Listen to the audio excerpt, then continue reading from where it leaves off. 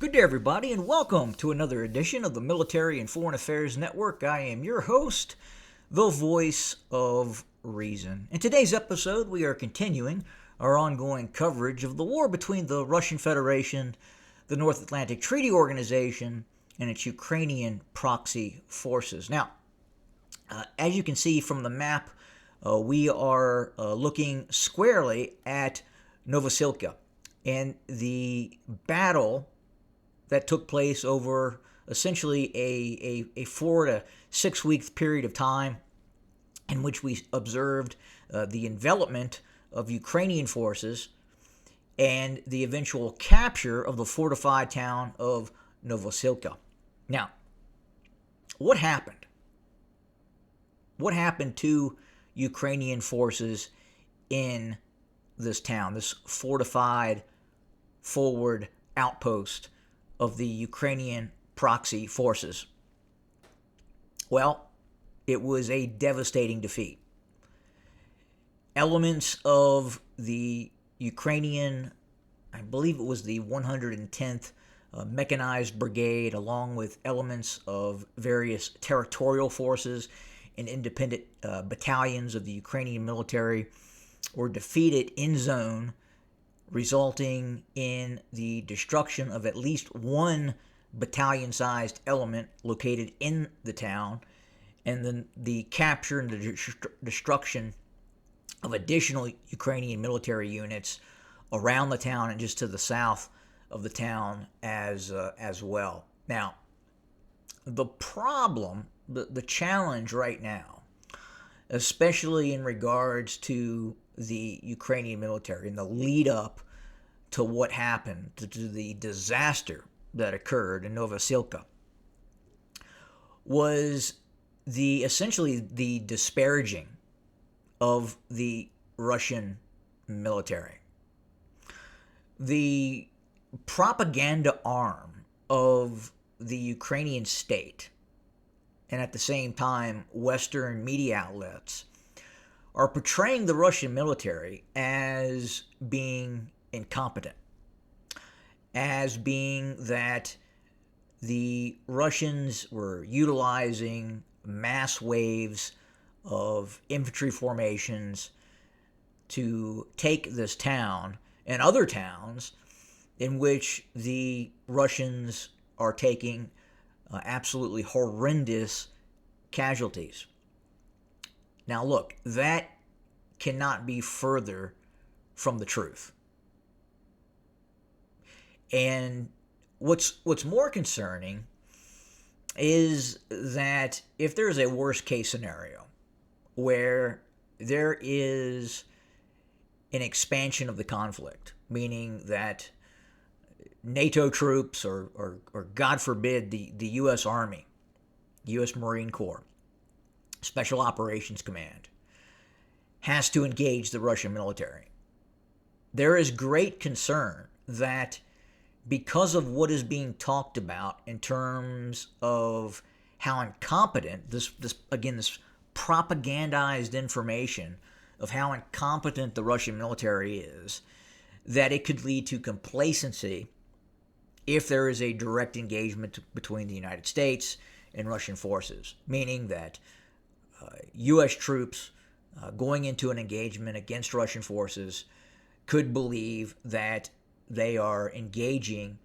a foe that is simply incompetent, and it's going to be essentially a walk in the park. That cannot be further from the truth. And the operations around Novosilka really prove this to be true.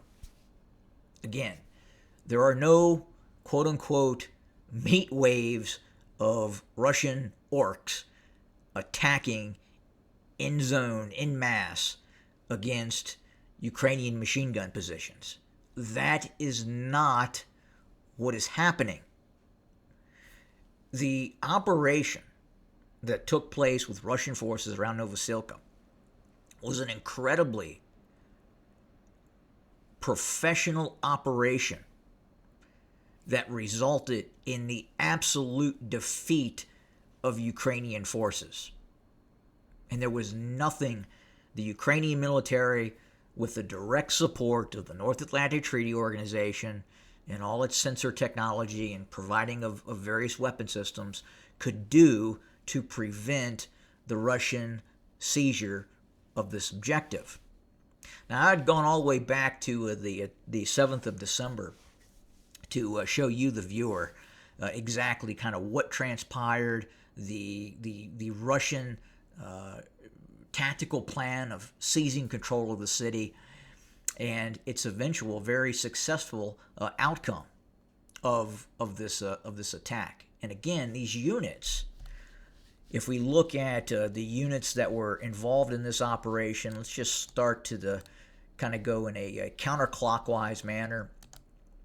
218th Tank Regiment, the 114th Motorized Rifle Regiment, the 34th Separate Motorized Rifle Brigade, the 394th Motorized Rifle Regiment, the 60th Separate Motorized Rifle Brigade, the 5th Separate Tank Brigade, and the 37th Guards Motorized Rifle Brigade, and then finally appeared in the north, which actually played a key role in the takeover of Novosilka, was the 40th Naval Infantry Brigade. Now look, these units, as you look at individual units that took part in this operation, again, highly professional units that took nowhere near the amount of casualties that the Ukrainian state was reporting.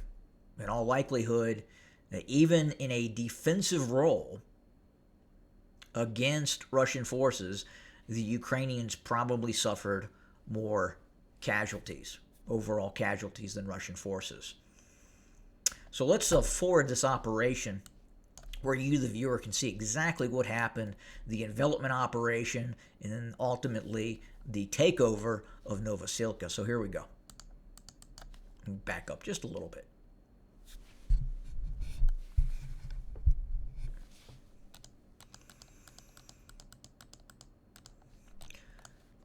So you see the first envelopment down here, Makarivka, in this area.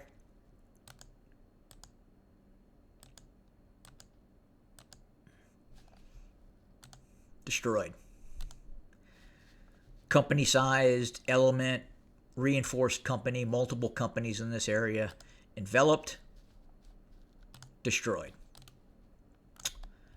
Units involved, again, 60th Motorized Rifle Brigade, 114th Motorized Rifle Regiment, Tank Regiment, 394th Motorized Rifle Regiment, 34th Separate Motorized Rifle Brigade. Very effective operation. Let's continue.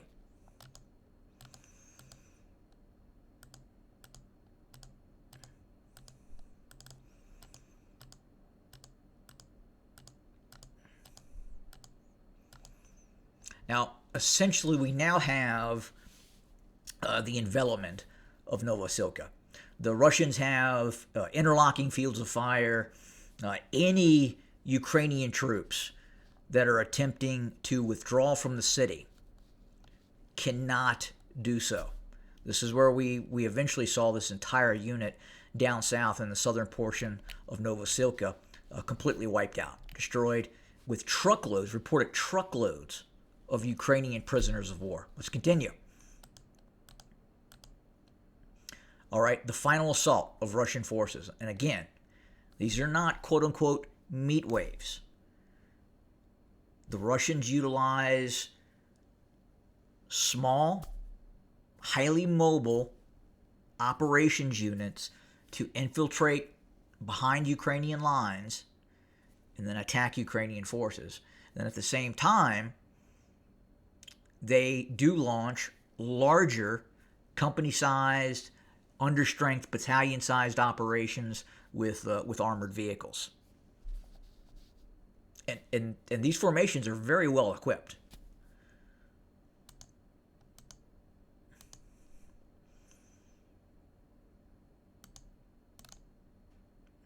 And then finally, the main assault into Novosilka itself.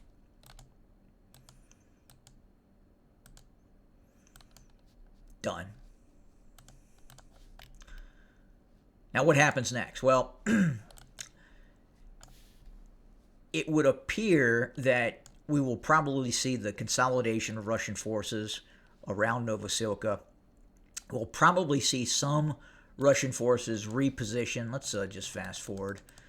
We can get to where we're at today. So we'll probably see the consolidation around Novosilka and the repositioning of Russian forces that will probably eliminate this salient here and then create an eventually one unified line of contact all the way up just to the southwest of Prokrovsk.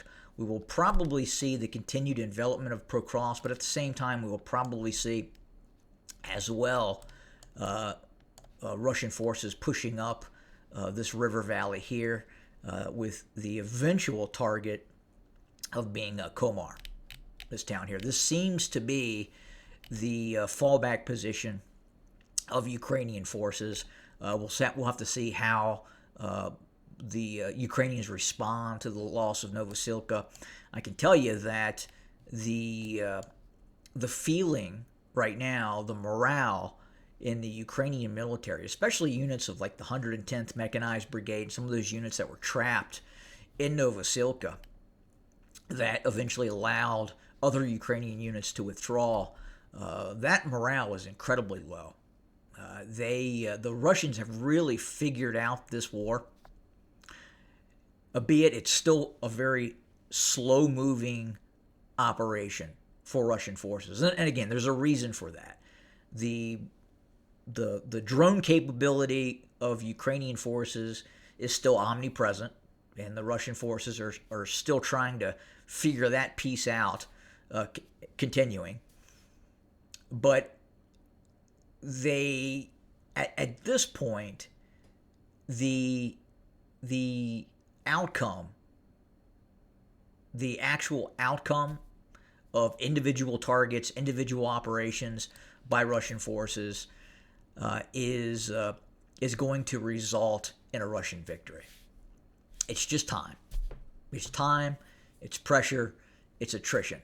And in this case, it was a very complex operation that took place in Novosilka, and some fairly proficient Ukrainian combat units in the full combat capacity of the Ukrainian military was trying to prevent the takeover of Novosilka, and they were unable to do it. And that's going to repeat itself. That outcome that you saw in Novosilka is going to be the same outcome that you see here in Dachny. Again, fixed, envelop, destroy, take the town. And then eventually, here in the larger town of Pokrovsk, once the Russians are able to fix this position, they are able to envelop it, it's going to have the same outcome. It's just time. Time, repositioning, and look, the Russians are not operating in a manner that is going to create large-scale casualties. They're attempting to prevent their military from taking large amounts of casualties. In reality, the opposite in terms of what the Ukrainians are reporting with these meat wave assaults and all this other nonsensical reporting is just not true. It's just not happening.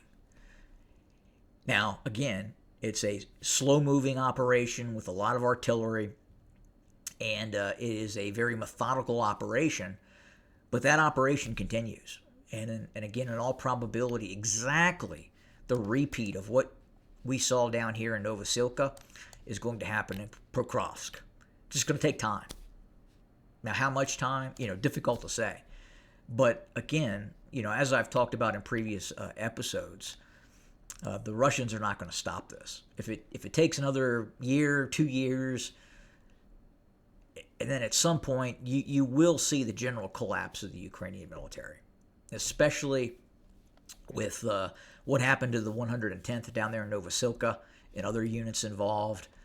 There's really a foul taste in the mouth of many Ukrainian units, and many of these Ukrainian units are made up of older men, 40, 50-year-old males that really have no business in this war. I mean, war is a young man's game, And unfortunately, for the older portion of the Ukrainian male population, they have set out to conscript the fathers and the grandfathers of the Ukrainian population into this war. And again, it's just not going to end well.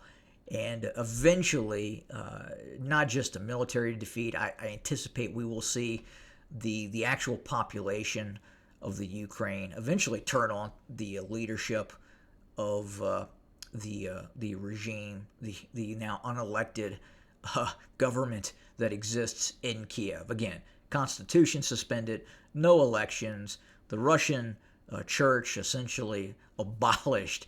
I mean, just the insanity that is happening, and how it will actually eventually hurt the Ukrainian war effort is just incredible to watch, and how it occurs.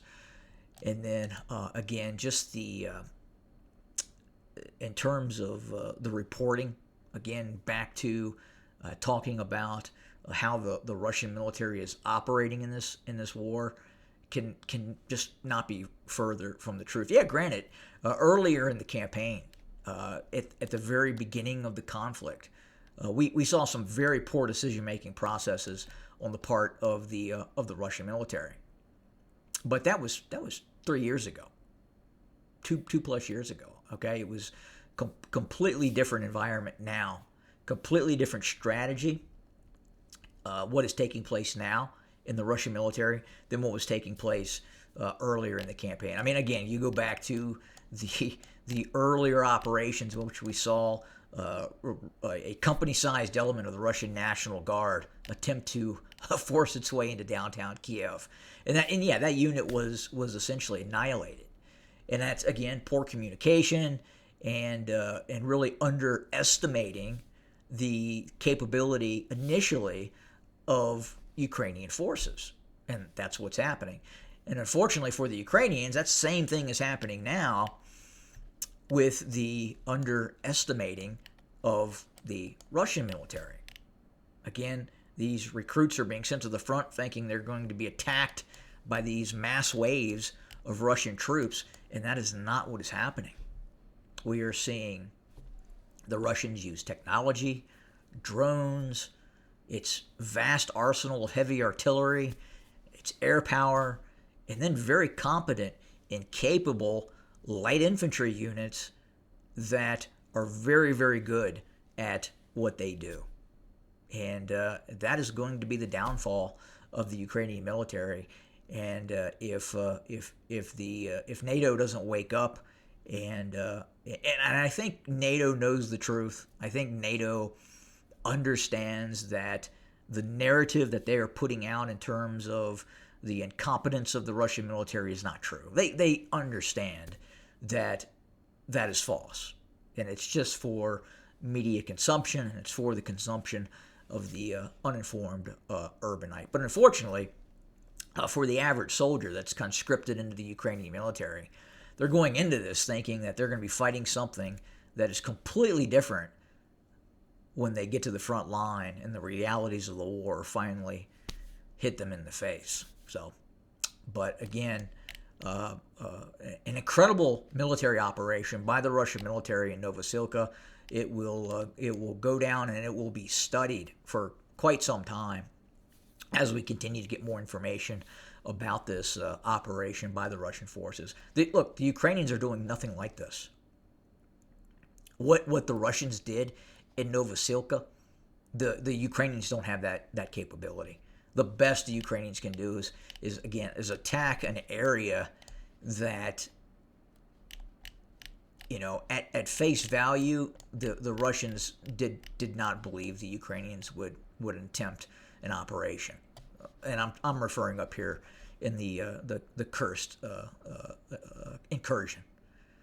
Yeah, but again, that is going to result in no more taking of territory by the Ukrainians, and the Ukrainians are simply going to continue to pile forces into the salient and have its troops killed or wounded in this ongoing operation that really serves no strategic purpose whatsoever at all. zero zilch. It just causes the fatalities and the destruction of ongoing Ukrainian combat brigades for this operation. But this is a Zelensky operation.